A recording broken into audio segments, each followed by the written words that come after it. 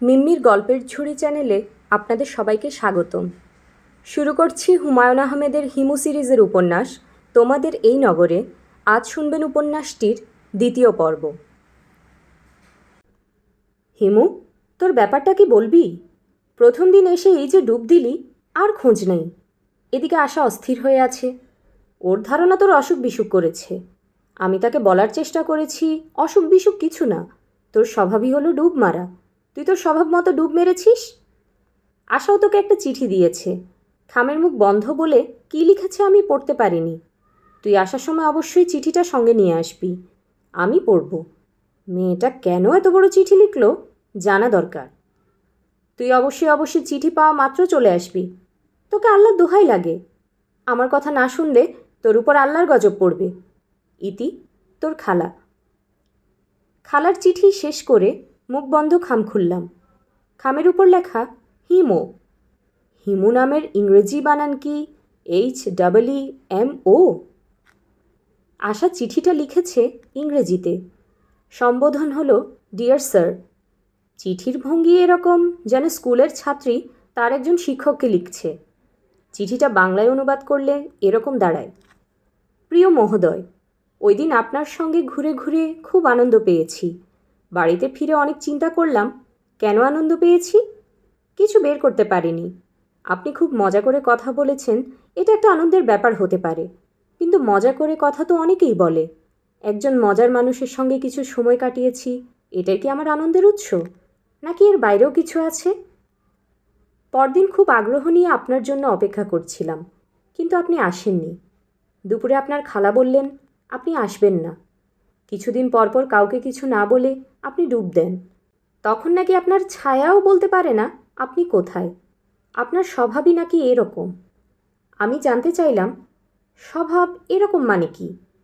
উনি বললেন হিমু যেই বুঝে কেউ তার জন্য অপেক্ষা করছে অমনি সে ডুব মারে। ও বুঝে ফেলেছে তুই তার জন্য অপেক্ষা করছিস, কাজেই ডুব মেরেছে। আমি বললাম প্রতিদিন উনি $100 করে পাবেন, এটা তার কাছে কোনো ব্যাপার না। উনি বললেন দৈনিক $1000ও তার কাছে কোনো ব্যাপার না, কারণ সে হলো হিমু। সে হিমু, এটা বলে আপনার খালা এক ধরনের অহংকার বোধ করলেন। আমি এতেই সবচেয়ে অবাক হয়েছি। মানুষ নিজেকে নিয়ে অহংকার করে, এটা স্বাভাবিক। প্রকৃতি জীবজগতের মধ্যে মানুষকে অহংকারী করে পাঠিয়েছে। অস্বাভাবিক ব্যাপার হলো একজন মানুষ যখন অন্য একজনকে নিয়ে অহংকার করে। আপনি কি জানেন আপনি সেই অসীম ভাগ্যবানদের একজন? আপনি পরদিনও এলেন না। আপনার খালা হাসি মুখে বললেন ও আর আসবে না, যেন আপনার না আসাটা আনন্দময় কোনো সংবাদ। আমি বললাম উনি যদি না আসেন আমি যাব তার কাছে। আপনার খালা বললেন ও কোথায় থাকে না থাকে তার কি কোনো ঠিক আছে নাকি? আমি বললাম ওনার কোনো ঠিকানা নেই। আপনার খালা খুবই আনন্দিত গলায় বললেন ওর ঠিকানা থাকলে তো কাজই হতো। উনি থাকেন কোথায়? ও কোথাও স্থির হয়ে থাকে না, আজ এখানে কাল ওখানে। ভোজনং যত্রতত্র শয়নং হট্ট মন্দির। শুনে আমার খুবই ইন্টারেস্টিং লাগছে। আমেরিকায় হোবো সম্প্রদায় বলে একটা গোষ্ঠী আছে। এরাও ইচ্ছা করে সব ঠিকানা নষ্ট করে ঠিকানাবিহীন মানুষে পরিণত হয়েছে। আজ এখানে কাল ওখানে সময় কাটাচ্ছে, ট্রেনে করে ঘুরছে, স্লিপিং ব্যাগ পেতে ফুটপাতের এক কোনায় ঘুমিয়ে পড়ছে। ওদের জীবনযাত্রা আমাকে খুব মুগ্ধ করেছিল। আমি ওদের প্রচুর ছবি তুলেছি, কিছু স্লাইড আমার কাছে আছে, আপনাকে আমি দেখাবো। কিন্তু তার জন্যে আপনার সঙ্গে আমার দেখা হওয়া প্রয়োজন। আপনার উপর জোর খাটানোর কোনো ক্ষমতা আমার নেই।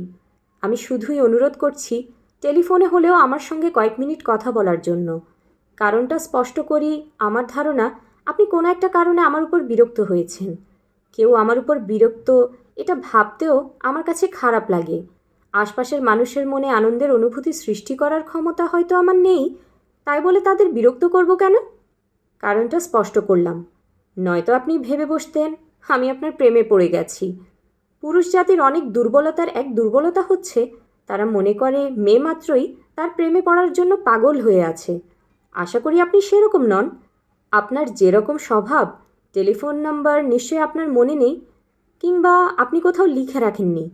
আমি টেলিফোন নাম্বারটা আবার লিখে দিলাম, বিনিতা, আশা।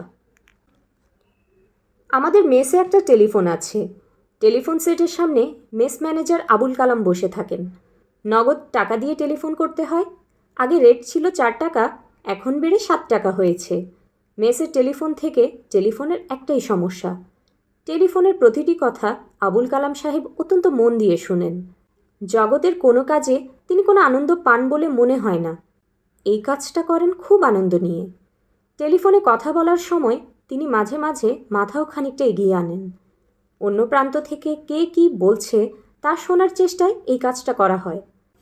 আমি সম্ভবত একমাত্র ব্যক্তি যে কথা বলার সময় মাঝে মধ্যে রিসিভারটা আবুল কালামের কানে দিয়ে দেই, যাতে সে শুনতে পারে অপরপক্ষ থেকে কী বলা হচ্ছে। এই কারণে আবুল কালাম আমাকে কিছু বাড়তি সুবিধা দেয়, যেমন আমি আগের রেট 4 টাকায় টেলিফোন করতে পারি। মাঝে মধ্যে আমাকে বাকি দেওয়া হয়। হ্যালো আশা। জি, আমি হিমু। কেমন আছো? ভালো আছি। আপনি কি আজ আসবেন? আজ আসতে পারবো বলে মনে হচ্ছে না। বৃষ্টির জন্য অপেক্ষা করছি। বৃষ্টি নামলেই চলে আসবো। বৃষ্টির জন্য অপেক্ষা করছেন এর মানে বুঝতে পারছি না। বৃষ্টির সঙ্গে আপনার আসার সম্পর্ক কি? বাংলাদেশ বৃষ্টির দেশ। এই দেশ দেখতে হলে বৃষ্টির ফোঁটার ভেতর দিয়ে দেখতে হবে। আমি ঝুম বৃষ্টির অপেক্ষা করছি। তোমার কি রেইনকোট আছে? না। একটা রেইনকোট কিনে ফেলো। ঝুম বৃষ্টি নামলে ছাতায় কুলাবে না।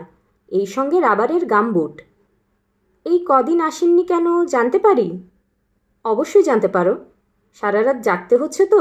রাতে জাগছি, দিনে ঘুমোচ্ছি। ও, কেন রাত জাগছি জানতে চাও? না, আমার তো ধারণা তোমার জানার খুব কৌতূহল হচ্ছে। ভদ্রতা করে বলছো না। আমার সঙ্গে ভদ্রতা করার কোনো দরকার নেই। আপনার সঙ্গে ভদ্রতা করার দরকার নেই কেন? কারণ আমি কারোর সঙ্গে ভদ্রতা করি না। ও আচ্ছা, ঠিক আছে, বলুন কেন রাত জাগছেন? আমাদের মেসে এক ভদ্রলোক থাকেন, তার নাম জয়নাল। তিনি রাতে ঘুমোতে পারেন না। এই বেচারাকে কিছু সময় দিচ্ছি। প্রায় রাতেই তাকে নিয়ে বের হচ্ছি, ঘুরছি। ভদ্রলোক খুবই আনন্দে আছেন। মানুষকে আনন্দ দেবার মহান ব্রত কি আপনি মাথায় নিয়েছেন? তা না, তবে কাউকে আনন্দ দিতে ভালো লাগে। সব মানুষই ওই চেষ্টা খুব সূক্ষ্মভাবে হলেও করে। জগতের আনন্দযজ্ঞে সবারই নিমন্ত্রণ থাকে। কঠিন বাংলা আমি বুঝতে পারি না, বুঝিয়ে দিন। টেলিফোনে না, যখন দেখা হবে তখন বুঝিয়ে দেব। আমাকে বৃষ্টির জন্য অপেক্ষা করতে হবে? হ্যাঁ, বেশি দিন অপেক্ষা করতে হবে না। পরশু সকাল থেকে ঝুম বৃষ্টি হবে। ইংরেজিতে যাকে বলে ক্যাটস অ্যান্ড ডগস। রাস্তায় 1 হাঁটু পানি জমে যাবে। এমন বৃষ্টি হবে যে তোমার গামবুটের ভেতরেও রাস্তার জমে থাকা নোংরা পানি ঢুকে যাবে। পরশু সকাল থেকে বৃষ্টি হবে কি করে বুঝলেন? আমার মন বলছে। যা আপনার মন বলে তাই কি হয়? না, তা হয় না। কিন্তু আপনি যেভাবে কথা বললেন তাতে মনে হচ্ছে আপনি পুরোপুরি নিশ্চিত যে পরশু সকাল থেকে ঝুম বৃষ্টি হবে, রাস্তায় পানি জমে যাবে, আমার গামবুটে পানি ঢুকে যাবে। আমি মোটেই নিশ্চিত না, এমনি বললাম। তবু তুমি তৈরি থেকো, সঙ্গে চায়ের সরঞ্জাম রেখো। চা খেতে খেতে বৃষ্টি দেখবেন। আপনার পরিকল্পনাটা কি জানতে পারি? পরিকল্পনা খুবই ইন্টারেস্টিং। পাইপের ভেতর বসে বৃষ্টি দেখব। একটু পরিষ্কার করে বুঝিয়ে বলুন। ঢাকা শহরের বেশ কিছু লোক পাইপের ভেতর বাস করে। পাইপ সংসার। সুয়ারেজ লাইনের জন্য বিরাট বিরাট পাইপ আছে। তার কিছু খোলা আকাশের নিচে পড়ে থাকে। ভাসমান মানুষরা তার ভেতর সংসার পাতে এবং অতি সুখে বাস করে। সেরকম একটা পাইপে বসে বৃষ্টি দেখব। ও, পাইপে বাস করে এমন একটা পরিবারের সঙ্গে আমার অনেক দিনের পরিচয়। ওরা আমার জন্য একটা পাইপ আলাদা করে রেখে দিয়েছে। সেখানে আমার বিছানা বালিশ আছে, হাত পাখা আছে, গামছা আছে, এমনকি আয়না চিরুনি তো আছে। মাঝে মাঝে সেখানে গিয়ে থাকেন। হ্যাঁ। টয়লেটের ব্যবস্থা কি? সেই ব্যবস্থাও আছে। খুবই ভয়ঙ্কর ব্যবস্থা, তবে আছে। আশা শোনো, আমি যেই মেসে থাকি সেই মেসের ম্যানেজার আবুল কালাম তোমার সঙ্গে একটু কথা বলবেন। কেন? এমনি, তোমার গলার স্বরটা টেলিফোনে কেমন শোনায় সেটা জানবেন। ম্যানেজার সাহেবের এটা একটা শখ। মানুষের অনেক রকম শখ থাকে। কেউ ডাকটিকিট জমায়, কেউ টেলিফোনে গলার স্বর জমায়। আমি কিছুই বুঝতে পারছি না। ওয়াই? আমি ওয়াইয়ের জবাব না দিয়ে টেলিফোন রিসিভার আবুল কালাম সাহেবের দিকে বাড়িয়ে দিলাম। তিনি গম্ভীর গলায় বললেন, হ্যালো। Hello, hello. ওপাশ থেকে মনে হয় আশা টেলিফোন রেখে দিয়েছে। আবুল কালাম সাহেবের চোখে মুখে চরম হতাশা। আমি বললাম, লাইন কেটে দিয়েছে? আবুল কালাম তিক্ত গলায় বললেন, কাটে নাই, রেখে দিয়েছে। আচ্ছা, আরেকদিন গলার স্বর শুনিয়ে দেব। গলার স্বর খারাপ না, মিষ্টি কিশোরী মেয়েদের গলা। কালাম সাহেব ছোট্ট নিঃশ্বাস ফেলে বললেন, কোনো দরকার নাই। আজ আপনার মনটা খারাপ কেন? চাকরি নিয়ে কোনো সমস্যা হচ্ছে? কালাম সাহেব এই প্রশ্নেরও জবাব দিলেন না। তার মানে হচ্ছে কিছুদিন পরপরই তার চাকরি নিয়ে সমস্যা হয়। মালিক নোটিশ দিয়ে বেতন বন্ধ করে দেন। কালাম সাহেব তারপরেও নিয়মিত আসেন। ম্যানেজারের চেয়ারে না বসে সামনের চেয়ারে বসেন। তারপর একদিন হঠাৎ তার মুখে ক্ষীণ হাসি দেখা দেয়। তিনি ফিরে যান তার নিজের চেয়ারে। তার পুরানো গাম্ভীর্য ফিরে আসে। গলার স্বরও তখন অন্যরকম হয়ে যায়। হিমু সাহেব। জি। বৃষ্টি হবার কথা যেটা বললেন, এটা কি ঠিক? সত্যি হবে? কথার কথা বলেছি, আমি তো আর আবহাওয়া অফিসের লোক না। খুব জোর দিয়ে বলেছেন তো, এই জন্য বিশ্বাস করে ফেলছিলাম। অনেকের অনেক পাওয়ার থাকে, আমার নিজেরও ছিল। বলেন কি? এখন নাই, ছোটোবেলায় ছিল। 6-7 বছর বয়সের সময় ছিল, তখন যা বলতাম তাই হতো। আশ্চর্য তো। ধরেন খেলাধুলা করছি, হঠাৎ বললাম আজ বাড়িতে মেহমান আসবে, ঠিকই আসতো। একবারের কথা স্পষ্ট মনে আছে। গোল্লা ছুট খেলছি, হামিদ বলে আমার এক বন্ধু ছিল, সেও খেলছে। হঠাৎ আসার খেয়ে হামিদ আমার সামনে পড়ে গেল। তখন তাকে বললাম, আইজ রাত তুই হেভি পিটুনি খাবি, পিটিয়ে তোর হাড্ডি ভেঙে দেবে। হামিদ বিশ্বাস করেনি। বাপ মায়ের এক ছেলে, আদরে থাকতো। হামিদ পিটুনি খেয়েছিল? জি, খেয়েছে। সেই দিনেশার ওয়াক্তে ওদের বাড়িতে ডাকাত পড়েছিল, সবাইকে বেঁধে পিটিয়েছে। হামিদের গালে লাঠির বাড়ি মেরেছিল, সোয়ালের হাড্ডি ভেঙে মুখ বেঁকে গেল। আর ঠিক হলো না। তার নাম হয়ে গেল গালভাঙ্গা হামিদ। আমাদের ক্লাসে 2টা হামিদ ছিল, একটা হলো গালভাঙ্গা হামিদ, আর একজনের নাম অশ্লীল, বলা যাবে না। গালভাঙ্গা হামিদ প্রায় মেসে আসে, একদিন আপনার সঙ্গে পরিচয় করিয়ে দেব। জি আচ্ছা। উঠতে যাব, কালাম সাহেব বিনয়ী গলায় বললেন, রূপা ম্যাডামের সঙ্গে কথা বলবেন না? অনেক দিন কথা বলেন না, এই জন্য বললাম। অন্য কিছু না। টাকা শর্ট থাকলে বাকিতে করেন, পরে দিয়ে দিলেই হবে। আমার কথায় আবার কিছু মনে করলেন না তো? না, মনে করিনি। আবুল কালাম খানিকটা ঝুঁকে এসে গোপন কথা বলার ভঙ্গিতে বললেন, টেলিফোনে রূপা ম্যাডামের গলার স্বরটা যে কী মিষ্টি আসে, আপনাকে বলে বোঝাতে পারবো না ভাই সাহেব, অত্যধিক মিষ্টি। তাই নাকি? জি। আমি অনেক বিচার বিবেচনা করে একটা জিনিস বের করেছি ভাই সাহেব। সত্য মিথ্যা আল্লাহ পাক জানেন, তবে আমার দৃঢ় বিশ্বাস সত্য। বলবো? বলুন। যার গলার স্বর টেলিফোনে সুন্দর আসে, তার অন্তরটাও সুন্দর। এটা আপনার থিওরি? জি ভাই সাহেব, পরীক্ষা করেও দেখেছি, ঘটনা সত্যি। রূপা ম্যাডামকে লাইন করে দেব? টেলিফোন নাম্বার মুখস্থ? কেউ যখন আমার সামনে অন্য কাউরে টেলিফোন করে, তখন নাম্বারটা মুখস্থ হয়ে যায়। এই যে আপনি কিছুক্ষণ আগে টেলিফোন করলেন, নাম্বার মুখস্থ হয়ে গেছে। বলবো? বলার দরকার নেই, বিশ্বাস করছি। আপনি কি এই নাম্বারে পরে টেলিফোন করবেন? আপনার কি এই অভ্যাস আছে? আবুল কালাম লজ্জিত গলায় বললেন, হঠাৎ হঠাৎ করি, তবে কথা বলি না, হ্যালো বললে রেখে দিই। ম্যানেজার টেলিফোনে রূপাকে ধরে দিল। রূপা শান্ত গলায় বলল, এতদিন পর হঠাৎ কী ব্যাপার? কোনো ব্যাপার না, গলার স্বর শোনার জন্য টেলিফোন করলাম। গলার স্বর তো শোনা হয়েছে, এখন কি টেলিফোন রেখে দেব? না, আরও কিছুক্ষণ শুনি। কতক্ষণ? Minimum 3 minute. 3 মিনিট কেন? গান 3 মিনিটের মতো হয়, সেজন্যই 3 মিনিট। ভালো, ঠিক আছে, 3 মিনিট কথা শোনো। এক নাগাড়ে 3 মিনিট কথা বলবো, নাকি মাঝে মধ্যে তুমিও কিছু বলবে? রেগে আছো কেন রূপা? রেগে নেই, শরীর ভালো না। নতুন কি একটা ভাইরাস এসেছে, সেই জ্বর। একটু আগে জ্বর দেখেছি, 103.5। মনে হয় এখন আরেকটু বেড়েছে। বলো কি? টেলিফোন রেখে মাথায় পানি দাও। 3 মিনিট তো এখনও শেষ হয়নি, 3 মিনিট শেষ হোক। 3 মিনিটের শেষ 1 মিনিট আবুল কালাম সাহেবের জন্য আলাদা করে রাখো তো প্লিজ। তার মানে? আমাদের মেসের ম্যানেজারের শখ হলো মানুষের গলার স্বর শোনা এবং সেই স্বর নিয়ে গবেষণা করা। তিনি তোমার গলার স্বরের ব্যাপারে আগ্রহী, তাকে টেলিফোন দেব? দাও। আমি কালাম সাহেবের দিকে টেলিফোন রিসিভার আগিয়ে দিলাম। তিনি অতি বিনয়ী গলায় বললেন, ম্যাডাম সালাম আলাইকুম। অন্যের টেলিফোনের কথাবার্তা আড়ি পেতে শোনা কোনো কাজের কথা না। আমি উঠে পড়লাম। আমি বসে আছি নৌকার গলুইয়ে, পা ঝুলিয়ে বসেছি। নৌকা খুব দুলছে বলেই মাঝে মাঝে নদীর পানিতে পা ডুবে যাচ্ছে। শরীর শিরশির করছে, গায়ে কাঁপন লাগছে। নদীর পানি এত ঠান্ডা হবার কথা না। এই নদীর পানি এত ঠান্ডা কেন? মনে হচ্ছে বরফ গলা পানি। ঘটনা কি? স্বপ্নের নদী না তো? ঘুমের মধ্যেও চেতনার একটা অংশ জাগ্রত থাকে। সেই অংশ আমাকে বলল, তুমি স্বপ্ন দেখছ, এখন তোমার ঘুম পাতলা হয়ে এসেছে। ইচ্ছা করলে তুমি জেগে উঠতে পারো, আবার ইচ্ছা করলে হাত পা লম্বা করে ঘুমোতেও পারো, কিংবা যদি চাও স্বপ্নটা আরও কিছুক্ষণ দেখবে তাও পারো। স্বপ্নকে তোমার ইচ্ছের অধীন করে দেয়া হলো। আমি বললাম, স্বপ্নটাই দেখি। স্বপ্নটা কোনো ভয়ঙ্কর দিকে মোড় না নিলেই হবে। যদি দেখি ঝড়ে নৌকা ডুবে গেছে, আমি পানিতে খাবি খাচ্ছি, তাহলে সর্বনাশ। কি ঘটবে বলো তো? স্বপ্নে কি ঘটবে তা তো বলতে পারছি না। তাহলে স্বপ্নটা বাদ থাক, আমি বরং আরও কিছুক্ষণ ঘুমাই। বেশ তো, মাথা থেকে স্বপ্ন দূর করে দাও। আমি মাথা থেকে স্বপ্ন ঝেড়ে ফেলতে চেষ্টা করলাম। স্বপ্নটা যাচ্ছে না।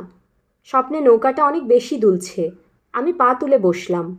নদীর পানির ঠান্ডাটা অসহ্য লাগছে।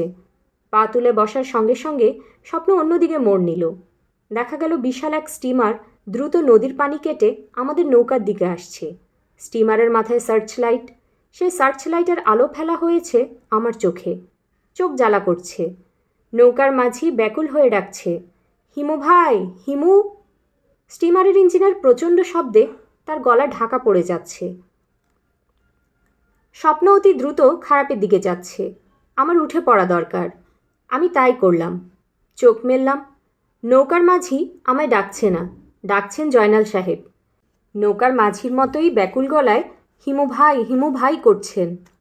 জয়নাল সাহেব বললেন, জানালা খোলা রেখে ঘুমিয়েছেন, অবস্থাটা দেখেছেন? বৃষ্টিতে তো গোসল করে ফেলেছেন। উঠে গা মুছেন, ঠান্ডা লেগে যাবে। ফ্লাস্কে করে চা এনেছি, চা খান। মুখ ধুয়ে আসবেন না বাসি মুখে চা খাবেন? আমি কিছু বললাম না। মাথা থেকে স্বপ্নটা এখনও যায়নি। স্টিমার চোখে দেখতে না পেলেও তার ইঞ্জিনের ঘর ঘর শব্দ এখনও কানে বাজছে। সার্চ লাইটের আলো এখনও আমার চোখে, এজন্যই চোখ মিটমিট করছি। জয়নাল সাহেব গ্লাস ভর্তি করে চা ঢালছেন। তাকে খুবই আনন্দিত মনে হচ্ছে। বড় কোনো আনন্দের খবর দেবার আগে আগে মানুষের মুখে যে আভা থাকে, তার চোখে মুখে সেরকম আভা। চোখে ছলছলে ভাবও আছে। আদরের কনিষ্ঠ কন্যা স্কুলের পরীক্ষায় ফার্স্ট হলে বাবাদের চোখ এমন ছলছলে হয়ে যায়। জয়নাল সাহেবের কোনো মেয়ে আছে কি না জানি না, মনে করে জিজ্ঞেস করতে হবে। হিমু সাহেব? জি। চাটা খেয়ে আরাম পাবেন। স্পেশাল চা, গনি মিয়ার দোকানের চা। এই চা শুধু দুই জায়গায় পাওয়া যায়, এক ঠাটারি বাজার গনি মিয়ার দোকানে, আর পাওয়া যাবে বেহেশতে। আল্লাহ পাক বলেছেন সব ভালো ভালো জিনিস বেহেশতে আছে। আমি হাত বাড়িয়ে চায়ের গ্লাস নিলাম। জয়নাল সাহেবের উজ্জ্বল চোখের দিকে তাকাতেও ভালো লাগছে। বুঝলেন ভাই, সকাল থেকে বৃষ্টি হচ্ছে তো, বৃষ্টি দেখেই মনে করলাম গনি মিয়ার দোকানের স্পেশাল চা হিমু ভাইকে খাওয়াই। ঠাটারি বাজার চলে গেলেন? জি, প্রথমে একটা ফ্লাস্ক কিনলাম। এত দূর থেকে তো আর কোকের খালি বোতলে করে চা আনা যাবে না। চা গরম আছে না? হ্যাঁ গরম। খেতে কেমন? অসাধারণ, মনে হচ্ছে লিকুইড অমৃত। মিষ্টি একটু বেশি, অমৃত মিষ্টি তো হবেই। যখন এই চা খেতে ইচ্ছে করবে আমাকে বলবেন। ফ্লাস্ক কিনে ফেলেছি, চা গরম করা এখন আর সমস্যা হবে না।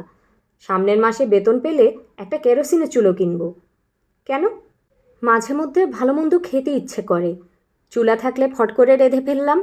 বৃষ্টি বাদলার দিন ইলিশ মাছ কিনে নিয়ে আসলে ভাজা করে বা কলা পাতা দিয়ে মুড়িয়ে ভাতের মধ্যে দিয়ে ভাপা ইলিশ।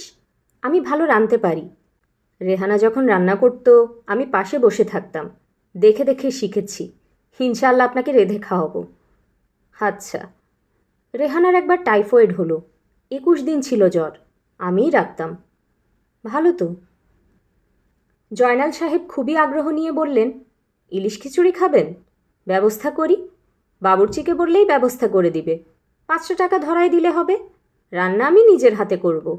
ঝুমবৃষ্টি নেমেছে, ইলিশ খিচুড়ি না খেলে বৃষ্টির অপমান হবে। আজ থাক, আরেক দিন।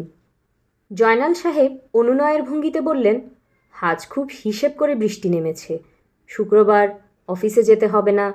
মনে হচ্ছে আল্লাহ পাক ইলিশ খিচুড়ি খাওয়ানোর জন্যই বৃষ্টিটা নামিয়েছেন। নিয়ে আসি একটা ইলিশ কিনে, কি বলেন? আচ্ছা আনুন, রান্না শেষ হলে সব খাবার টিফিন ক্যারিয়ারে ভরবেন। টিফিন ক্যারিয়ার হাতে নিয়ে বৃষ্টিতে ভিজতে ভিজতে উপস্থিত হবেন। কোথায় উপস্থিত হব? ঠিকানা দিয়ে যাচ্ছি, ওই ঠিকানায়। বৃষ্টিতে ভিজতে ভিজতে যাব? অবশ্যই। বৃষ্টি উপলক্ষে খিচুড়ি খাচ্ছেন, বৃষ্টিতে ভিজবেন না? খুবই ইম্পর্ট্যান্ট কথা বলেছেন ভাই সাহেব। বৃষ্টিতে ভিজতে ভিজতে খিচুড়ি না খেলে কিসের ইলিশ খিচুড়ি? আপনি ঠিকানা বলে দেন, আমি নিয়ে যাব। জয়নাল সাহেবকে ঠিকানা দিয়ে আমি নিচে নামলাম। বেশি দেরি করা যাবে না। বৃষ্টি থাকতে থাকতেই আশাদের বাড়িতে উপস্থিত হব। ছোট্ট একটা চমক। আশাকে বলেছিলাম 2 দিন পরে বৃষ্টি নামবে। পাকে চক্রে তাই হচ্ছে, 2 দিন পরেই বৃষ্টি হচ্ছে। ঝড়ে বক মরে, ফকিরের কেরামতি জাহির হয়। যথানিয়মে বৃষ্টি হচ্ছে, আমার কেরামতি জাহির হচ্ছে। বের হবার মুখে মেস ম্যানেজার আবুল কালামের সঙ্গে দেখা হয়ে গেল। তার চাকরি হয়তো আবার নট হয়েছে। তিনি ম্যানেজারের চেয়ারে বসে নেই, অন্য চেয়ারে বসা। মুখ অত্যন্ত মলিন, রাতে মনে হয় ঘুমও হয়নি। চোখের দৃষ্টি ঘোলাটে। একদিনে বয়স বেড়ে গেছে। এক শালিক দেখা যেমন খারাপ, মলিন মুখে একাকী কেউ বসে আছে দেখা ঠিক সেরকমই খারাপ। ঢিল মেরে অমঙ্গলের এক শালিক উড়িয়ে দেওয়া যায়, এক মানুষ ওড়ানো যায় না। তবে মানুষটার মন ভালো করার চেষ্টা করা যায়। আমি সেদিকেই অগ্রসর হলাম। হাসি মুখে বললাম, আবুল কালাম সাহেবের খবর কি? ভালো। মন খারাপ নাকি? না। বৃষ্টি কেমন নেমেছে দেখেছেন? কুকুর বেড়াল বৃষ্টিকেও ছাড়িয়ে গেছে। এই বৃষ্টির নাম সিংহবাগ বৃষ্টি। বৃষ্টিতে ভিজবেন নাকি? বৃষ্টি স্নান করতে চাইলে চলে আসুন। না। চাকরি নিয়ে কোনো সমস্যা হয়নি তো? নিজের চেয়ার ছেড়ে অন্য চেয়ারে বসে আছেন, এজন্য জিজ্ঞেস করলাম। কোনো সমস্যা হয়েছে? না।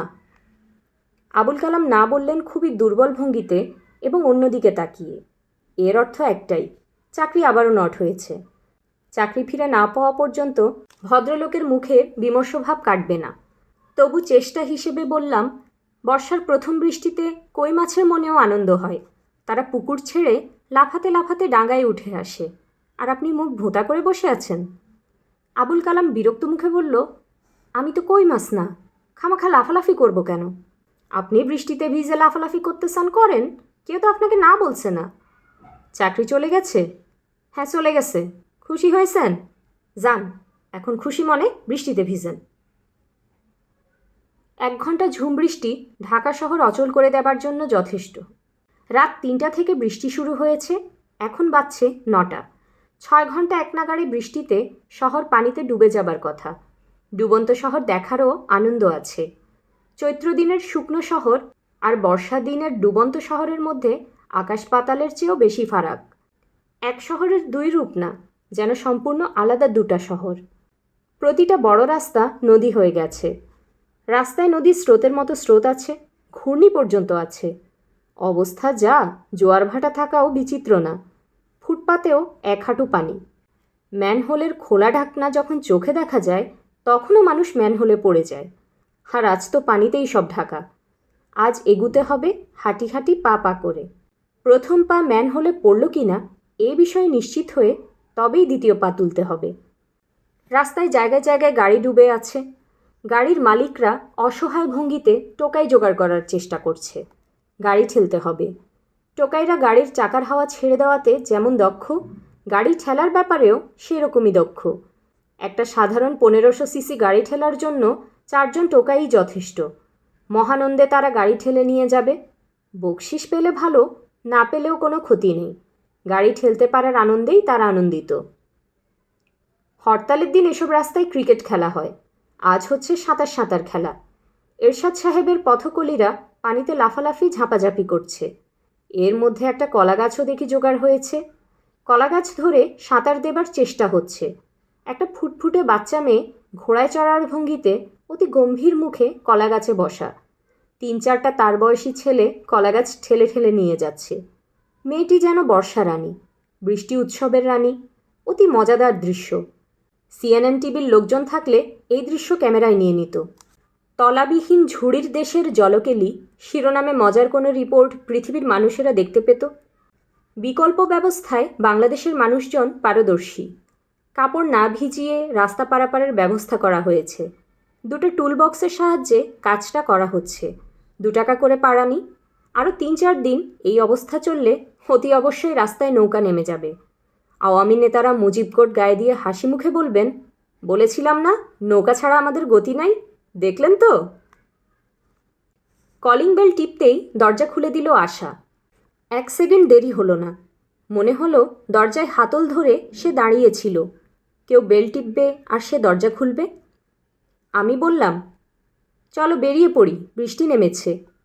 আশা বলল, আপনার এ কী অবস্থা? ভিজে কি হয়েছেন?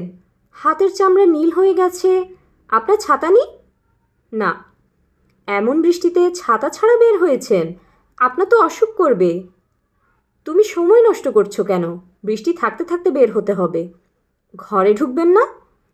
গা দিয়ে পানি পড়ছে, এই অবস্থায় কার্পেটওয়ালা ঘরে ঢোকা যাবে না। টাওয়েল দিচ্ছি, গা মুছে নিন। আবার তো ভিজতেই হবে, গা মুছে লাভ কি? এরকম বৃষ্টি আমি আমার জীবনে দেখিনি। কি অদ্ভুত কাণ্ড, ননস্টপ বৃষ্টি। 5 মিনিট সময় দিলাম, এর মধ্যে বের হয়ে এসো। গরম কফি বানিয়ে দেব? আপনি শীতে কাঁপছেন। কিচ্ছু লাগবে না, তুমি বের হও। গামবুট, রেইনকোট, ছাতা সব আছে তো? সবই আছে, তবে আমি কোনোটাই নেব না। আপনি যেভাবে বের হয়েছেন আমি ঠিক সেভাবেই বের হব। আপনার মতো খালি পায়ে হাঁটব। সে কি? শুধু শাড়ি পাল্টে শার্ট প্যান্ট পরব। ভেজা শাড়ি গায়ে লেপ্টে থাকলে দেখতে খুব খারাপ লাগবে। আপনার পরিকল্পনা কি? আজ আমরা কি দেখব? পাইপে বসে বৃষ্টি? পাইপে বসে বৃষ্টিবিলাস করা হবে, ইলিশ খিচুড়ি খাওয়া হবে। তবে তার আগে সোহরাওয়ার্দী উদ্যানে যেতে হবে। সেখানে কদম ফুলের গাছ আছে। গাছ থেকে কদম ফুল ছিঁড়তে হবে। কেন? কদম ফুল ছাড়া বর্ষা যাপন হয় না। তার মানে? বর্ষা দেখতে হলে কদম ফুল লাগে। এক একটা দেখার এক এক রকম নিয়ম।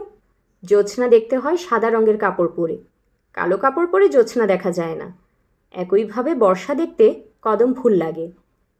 কে বানিয়েছে এসব নিয়ম? আমি হাসলাম, জবাব দিলাম না। আশা গেল কাপড় বদলাতে। আকাশ পরিষ্কার হয়ে আসছিল, আবার মেঘ জমতে শুরু করেছে। মনে হচ্ছে আজ সারাদিনে বৃষ্টি ধরবে না। মেঘের পরে মেঘ জমবে, আঁধার হয়ে আসবে। রূপা তার সারাউন্ড সিস্টেমের ট্রাম্পেটের কোনো সিডি চালিয়ে দেবে। বৃষ্টি নামলেই তার নাকি ট্রাম্পেট শুনতে ইচ্ছে করে। রাস্তায় নেমে আসা বাচ্চা মেয়ের মতো চেঁচিয়ে বলল, হোয়াট এ ডে! আমি বললাম, খুব মজা লাগছে। আশা বলল, মজা না, অন্যরকম লাগছে। গায়ে যেমন বৃষ্টির ফোঁটা পড়ছে, মনে হচ্ছে শরীরের ভেতরও পড়ছে। শুধু যদি গায়ে বৃষ্টির ফোঁটা পড়তো তাহলে হতো মজা বা ফান। যেহেতু বৃষ্টির ফোঁটা শরীরের ভেতরও পড়ছে, কাজেই এটা আর ফান না, অন্য কিছু। আচ্ছা শুনুন, আপনি তো নানানভাবে আমাকে চমকে দিয়েছেন, আমিও কিন্তু আপনাকে চমকে দিতে পারি। আপনি যদি এই মুহূর্তে আমার হাত ধরেন তাহলে কিন্তু ভয়ঙ্কর চমকাবেন। কেন বলো তো? আগে বললে তো আর চমকাবেন না, কাজেই হাতটা ধরুন, দেখি চমকান কি না। ভালোবেসে হাত ধরতে বলছি না, চমকাবার জন্য হাত ধরা। আমি আশার হাত ধরলাম এবং চমকে উঠলাম। চমকাবার কারণ হচ্ছে মেয়েটার গা জ্বরে পুড়ে যাচ্ছে।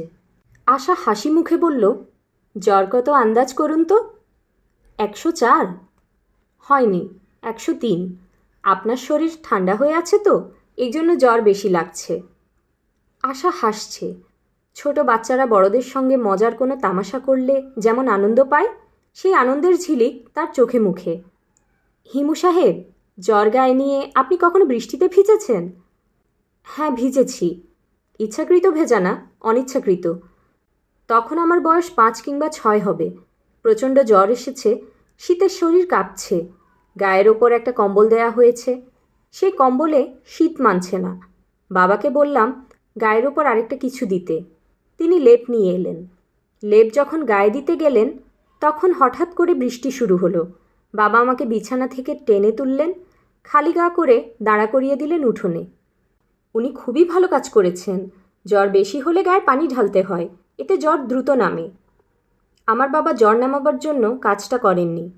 তিনি কাজটা করেছেন যাতে শরীরের ব্যথা বেদনা নামক তুচ্ছ ব্যাপার আমি জয় করতে পারি। এটা ছিল তার নিজস্ব শিক্ষা পদ্ধতির একটা অংশ। ওই রাতে খুব বৃষ্টি হয়েছিল। ভোর হবার কিছুক্ষণ আগে বৃষ্টি থামে। বৃষ্টি না থামা পর্যন্ত আমাকে বাবা উঠোনে ধরে রেখেছিলেন। নিজেও বৃষ্টিতে ভিজেছেন, আমাকেও ভিজিয়েছেন। আপনার জ্বর সেরেছিল? আমার জ্বর সেরে গিয়েছিল, কিন্তু বাবার হয়ে গেল নিউমোনিয়া। জমে মানুষে টানাটানি অবস্থা। তাকে হাসপাতালে ভর্তি করা হলো। হাসপাতালের বিছানায় বাবার পাশে আমি শুয়ে থাকি। বাবা বিড়বিড় করে প্রলাপ বকেন। আশা, তুমি কি অসুস্থ মানুষের প্রলাপ কখনো শুনেছ? না। খুব ইন্টারেস্টিং। মনে হয় খুব ঘনিষ্ঠ কারোর সঙ্গে কথা বলছে। কথা বলার ভঙ্গিটাও ফর্ম্যাল, যেমন আমার বাবা প্রলাপের সময় বলেছিলেন। কি বলেছিলেন? অন্য আরেকদিন বলবো।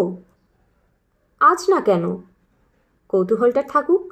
আচ্ছা বেশ, থাকুক। হিমু সাহেব, বলো। আপনাকে খুবই গোপন একটা কথা বলতে চাচ্ছি, যে কথাটা আর কাউকে কখনো বলিনি। জ্বরের কারণে আমার মধ্যে এক ধরনের ঘোর তৈরি হয়েছে। তারপর পড়ছে বৃষ্টি। ইনহাইবিশন কেটে গেছে। মনে হচ্ছে কথাটা বলা যায়। বলবো? বলো। আশা হাসতে হাসতে বলল, আজ না, অন্য আরেকদিন বলবো। কৌতূহলটা থাকুক। আমার নাচতে ইচ্ছে করছে। What a day! কদম গাছ ভর্তি ফুল। নগরীর মানুষ গোলাপের ভক্ত। গোলাপ ভালো দামে বিক্রি হয়। কদমের বাজার দর নেই। মাঝে মধ্যে পাওয়া যায় 1 টাকা পিস। যে ফুল খোঁপায় পড়া যায় না, হাতে নিয়ে বসে থাকতে হয়। কে কিনবে সে ফুল? আশা অবাক হয়ে বলল, এটা ফুল না ফল? আমি বললাম, ফলের মতো দেখতে হলেও আসলে ফুল। আচ্ছা, এমন কোনো ফল কি আছে দেখতে ফুলের মতো? থাকতে পারে। প্রকৃতি তার জীবজগৎ নিয়ে নানান ধরনের এক্সপেরিমেন্ট করেছে। ফুলের মতো ফল বাগানের এক্সপেরিমেন্টও নিশ্চয় করেছে। ফুল পাড়তে কোনো সমস্যা হলো না। আশা 2 হাত ভর্তি করে ফেলল।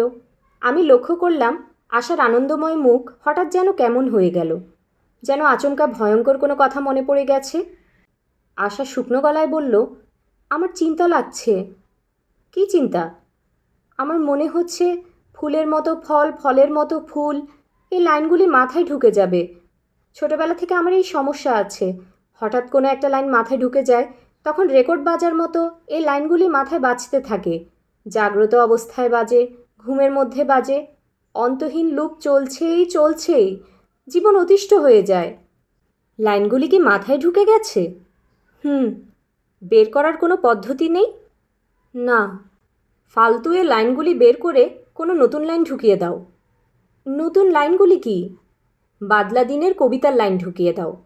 বৃষ্টি পড়ে টাপুর টুপুর, নদে এলো বান। আরেকবার বলি। বাদলা দিনে মনে পড়ে ছেলেবেলার গান, বৃষ্টি পড়ে টাপুর টুপুর, নদে এলো বান। আরেকবার বলবো? না। এটা যদি পছন্দ না হয়, মজাদার কোনো কবিতার লাইন বলি। শিওরে বসিয়া যেন 3টি বাঁদরে, উকুন বাছিতেছিল পরম আদরে। আশা ছোট্ট নিঃশ্বাস ফেলে বলল, আপনি পুরো ব্যাপারটাকে ফান হিসেবে নিচ্ছেন। আমার জন্য এটা যে কী পরিমাণ কষ্টদায়ক আপনি জানেন না। আমার এই সমস্যার জন্য আমি নিউরোলজিস্ট দেখিয়েছি, সাইকিয়াট্রিস্ট দেখিয়েছি। বলো কি? 2টা লাইন মাথার ভেতর ঘুরপাক খাবে, লক্ষবার কোটিবার চলতেই থাকবে। প্রথমে খুব ধীরে চলবে, তারপর গতি বাড়তে থাকবে। মনে করুন আমি বই পড়ছি কিংবা কোনো কাজ করছি, কিন্তু মাথার ভেতর ঘুরছে ফলের মতো ফুল, ফুলের মতো ফল। ব্যাপারটা কি আপনার কাছে ভয়াবহ মনে হচ্ছে না? এতক্ষণ হচ্ছিল না, এখন হচ্ছে। আমার ধারণা আমি পাগল হয়ে যাচ্ছি। শুধু আমার একার ধারণা না, ডাক্তারদেরও সেরকম ধারণা। ডাক্তাররা অবশ্যই সরাসরি বলছেন না। তারা বলছেন ব্রেইনের নিউরো কারেন্টে সাময়িক শর্ট সার্কিট হচ্ছে। এটা হচ্ছে ইলেকট্রোলাইট ইমব্যালেন্সের জন্য। সরি, বৃষ্টি দেখতে এসে আমি ডাক্তারি কচকচানি শুরু করেছি। মাথায় কি ফুল ফল এখনও ঘুরছে? কতক্ষণ থাকে? কোনো ঠিক নেই। 3-4 ঘন্টা থাকে, আবার বেশ অনেক দিন থাকে, এরকম হয়েছে। আমার সবচেয়ে বেশি দিন ছিল 27 দিন।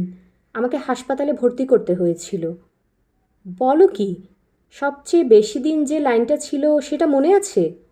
আছে। বলতে অসুবিধা আছে, নাকি বললে সেটা আবার ঘোরা শুরু করবে? না, ঘোরা শুরু করবে না। 27 দিন যে লাইনটা আমার মাথায় ছিল সেটা হলো হোয়াট এ ডে। বাসে করে মেরিল্যান্ড যাচ্ছিলাম। মাঝপথে গাড়ির চাকার হাওয়া চলে গেল। হাইওয়ের একপাশে গাড়ি রেখে ড্রাইভার গাড়ির চাকা বদলাচ্ছে। যাত্রীরা সবাই বাস থেকে নেমেছে, আমিও নামলাম। দেখি খুবই অপূর্ব দৃশ্য। শীতের শুরুতে পাতা ঝরার আগে পাতাগুলি লাল হয়ে যায়, তাই হয়েছে। পুরো বন লালচে হয়ে গেছে, ঝলমলে রোদ, নীল আকাশ। আমি মুগ্ধ হয়ে বললাম, হোয়াট এ ডে। এই বলাই আমার কাল হলো। 27 দিন হোয়াট এ ডে মাথায় নিয়ে বসে রইলাম। এই বাক্যটা তো মনে হয় তুমি প্রায়ই বলো, আজও দুবার বলেছ। হুম। তোমার কি শরীর খারাপ লাগছে? হ্যাঁ, মাথায় যন্ত্রণা শুরু হয়েছে। ফুল ফল মাথায় ফুল স্পিডে ঘুরছে? হুম। এক কাজ করো, কদম ফুলগুলি ফেলে দাও, চোখের সামনে ফুল ফল কিছু থাকবে না। না, ফুল ফেলবো না, আমি বাসায় চলে যাব। আমি হাঁটতে পারবো না, রিক্সা বা বেবি ট্যাক্সি নিন। মুষলধারে বৃষ্টি পড়ছে, সেই সঙ্গে ঝড়ো হাওয়া। আশা একটু পরপর মাথা ঝাঁকাচ্ছে, তার চোখ লাল, মনে হয় তার খুব কষ্ট হচ্ছে। আমি বললাম, মাথার যন্ত্রণাটা কি খুব বেশি? আশা হ্যাঁ সূচক মাথা নাড়ল। ক্ষীণ গলায় বলল, বাসায় যাব। জ্বরটা মনে হয় চেপে আসছে। আমি দুঃখিত, সারাদিনের প্রোগ্রাম নষ্ট হলো। একটা রিক্সার ব্যবস্থা করুন না। মাঠের মাঝখানে তো রিক্সা আসবে না, তোমাকে হেঁটে রাস্তা পর্যন্ত যেতে হবে। পারবে না? আশা চাপা গলায় বলল, না।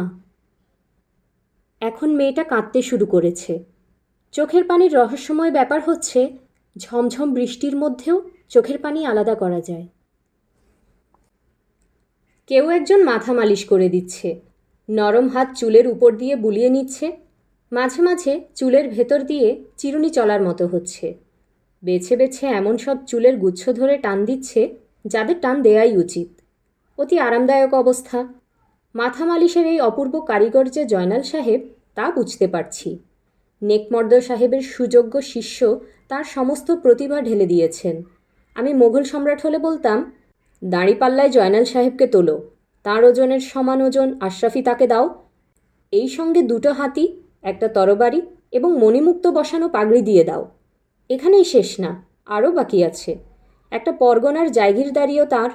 পরগনার নাম শিরশান্তি। হিমু ভাই? আরাম পাচ্ছেন? পাচ্ছি। চোখ মালিশ করবেন না? চোখ মালিশ করলে ঘুমিয়ে পড়বেন, এই জন্য চোখ মালিশ করছি না। আমি আসলে আপনার মাথা মালিশ করছি ঘুম ভাঙানোর জন্য। সে কি? আপনি গভীর ঘুমে ছিলেন। ঘুমন্ত মানুষের ঘুম চট করে ভাঙানো ঠিক না, এই জন্য মাথায় হাত বুলিয়ে বুলিয়ে ঘুম ভাঙাচ্ছি। আমার ঘুম ভাঙানোটা কি প্রয়োজন? জি না, প্রয়োজন নেই। একটা ঘটনা ঘটেছে, ভাবলাম আপনাকে বলি। মনটা খারাপ। পরিচিত কেউ মারা গেছে? জি না। তাহলে আর কি, চোখ মালিশ শুরু করে দিন, আমি ঘুমিয়ে পড়ি। জি আচ্ছা। চোখ মালিশ শুরু হতে হতে থেমে গেল। ঘটনাটা মনে হচ্ছে আমাকে শুনতেই হবে, অথচ চোখ মেলতে পারছি না। হিমু ভাই? বলুন। মনটা খারাপ। চোখের সামনে ঘটনাটা ঘটেছে তো, এই জন্য মনটা অত্যধিক খারাপ। চোখের সামনে না ঘটলে খারাপ লাগতো না, চোখের আড়ালে কত কিছুই ঘটে, ঠিক না? অবশ্যই ঠিক। কথা বলার সময় মাথা মালিশ বন্ধ করে দিচ্ছেন কেন? নাপিত যেমন চুল কাটতে কাটতে কথা বলে, আপনিও তাই করুন। কথা এবং কাজ একসঙ্গে চলুক। ঘটনাটা বলবো? বলুন। মনটা এত খারাপ হয়েছে ভাই সাহেব, তখনই বুঝেছি আজ সারা রাত আমার ঘুম হবে না। ঘুম তো আপনার এমনিতেই হয় না। তাও ঠিক, কথার কথা বলছি ভাই সাহেব। ঘটনাটা হলো, আমাদের মেসের ম্যানেজার আবুল কালামকে পুলিশে ধরে নিয়ে গেছে। ও, রাত 11টার সময় পুলিশ এসেছে। আমার সঙ্গে প্রথম দেখা। পুলিশ আমার সঙ্গে খুবই ভদ্র ব্যবহার করেছে। জিজ্ঞেস করলো, কালাম বলে কেউ আছে? আবুল কালাম? ভাবলাম বলি না। না বলতে গিয়েছি, মুখ দিয়ে সত্যি কথা বের হয়ে এলো। পুলিশের সাথে মিথ্যা কথা বলা যেমন কঠিন, সত্যি কথা বলাও কঠিন। বললাম, জি আবুল কালাম সাহেব অফিস ঘরে বসে আছে। তারপর নিজেই অফিস ঘর দেখিয়ে দিলাম। ভালো করেছেন। আমার চোখের সামনে হ্যান্ডকাফ লাগিয়ে দিল। মারধর করেছে? মারধর করে নাই, খুবই ভদ্রভাবে বলেছে, চলুন থানায় চলুন। এটা দেখেই মন খারাপ হয়েছে? পুলিশ অ্যারেস্ট করেছে, হ্যান্ডকাপ পরিয়ে থানায় নিয়ে যাচ্ছে, আবার ভদ্র ব্যবহার করছে। এটা খুবই খারাপ লক্ষণ। আমি ভুক্তভোগী, আমি জানি। আপনাকেও পুলিশ অ্যারেস্ট করেছিল? জি। অনেক দিন আগের কথা। ঘটনাটা বলবো? বলতে চাইলে অবশ্যই বলবেন। তার আগে বলুন, আবুল কালামকে অ্যারেস্ট করেছে কেন? কেউ কিছু জানে না ভাই সাহেব, কারো জানার গরজও নাই, না থাকারই কথা। আমি একবার ভাবলাম থানাতে গিয়ে খোঁজ নিয়ে আসি, সাহসী কুলায় নাই। বাংলা একটা প্রবচন আছে না, ঘর পোড়া গরু মেঘ দেখলে ভয় পায়? মেঘ না, সিঁদুরে মেঘ। জি, আমার ঘটনাও সেরকম। থানা পুলিশ ভয় পায়, খাকি রং দেখলেই ভয় পায়। আমার একটা খাকি রঙের প্যান্ট আছে, কোনো দিন পরি নাই। পুলিশের ডলা খেয়েছিলেন? জি। ঘটনা বলবো? আজ থাক, আরেকদিন শুনবো। একদিনে দুইবার পুলিশের ডলার গল্প ভালো লাগবে না, বদহজম হয়ে যাবে। সংক্ষেপে বলি, ঘটনাটা আজই বলতে ইচ্ছে করছে।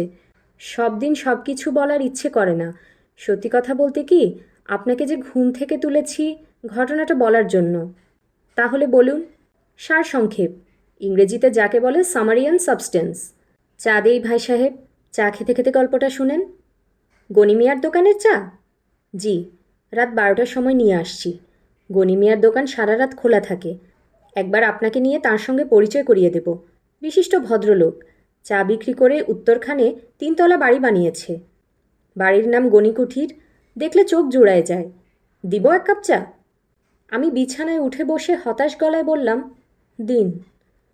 জয়নাল সাহেব আটঘাট বেঁধে নেমেছেন। পুলিশের ডলা খাওয়ার গল্প আজ আমাকে শুনতেই হবে। জয়নাল সাহেব ক্ষীণ স্বরে বললেন, ভাই সাহেব, আমাকে দেখে আপনার কি মনে হয়? আমি লোকটা বুদ্ধিমান না বোকা? আপনি বোকাও না, বুদ্ধিমানও না, আপনি সমান সমান। আপনি আমাকে স্নেহ করেন বলে এটা বললেন। আমি আসলে খুবই বোকা টাইপ মানুষ। বোকা টাইপ মানুষ নিজেকে বুদ্ধিমান মনে করে। আপনি তো তা করছেন না, কাজেই আপনি বোকা না।